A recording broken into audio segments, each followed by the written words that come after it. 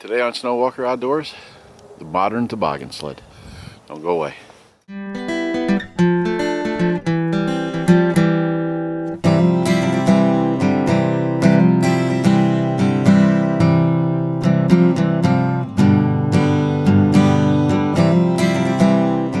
So today we're talking about the modern toboggan sled versus a traditional toboggan sled, one made of wood, which I actually made a couple of years ago.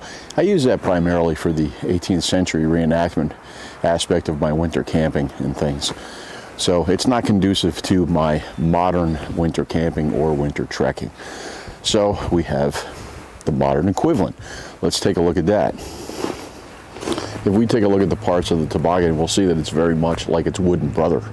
It has a turned up front end to help propel it through the snow as opposed to digging in. It's also very narrow, and that's to fit inside the tracks of our snowshoes as we're walking. It has a tump line, which you would either wear crossways around the front of you. You could wear it on your head, you could wear it across your shoulders, however, whichever way is comfortable for you to pull your toboggan. Also what it has is it has slats on the floor of the toboggan itself. This way it'll help keep the load in place so it doesn't shift back and forth as long as you tie it in correctly.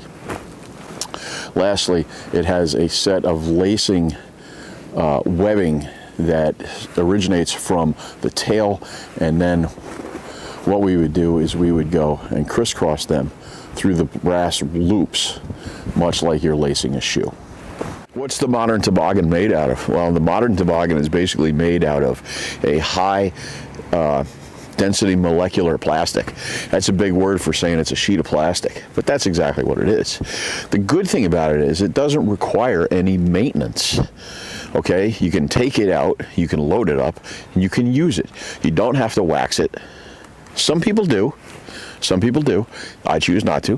The only thing that you really should do is when you're done using it for the day, I turn it on its side. Why? I don't want it to freeze to the ground, to the snow, and then get ice on it. Then, until you get the ice knocked off of it, you're going to be hard pulling because it's going to grip and grab into the snow itself. The other great thing about this is because it is a sheet of plastic, it actually moves with the landscape. Another big plus, it's not rigid. It actually moves. Well, there you go.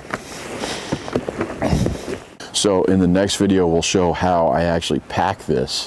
One of many different ways. You're obviously going to come up with the best system for yourself. Many different manufacturers that are out there. Look them up. Find out if it's good for you. If it is, great. If it's not, you may want to go with a Polk, or you may not choose to use one at all. So, Brian from Snow Walker Outdoors, know before you go. Thanks for your views and your comments. Walk the woods.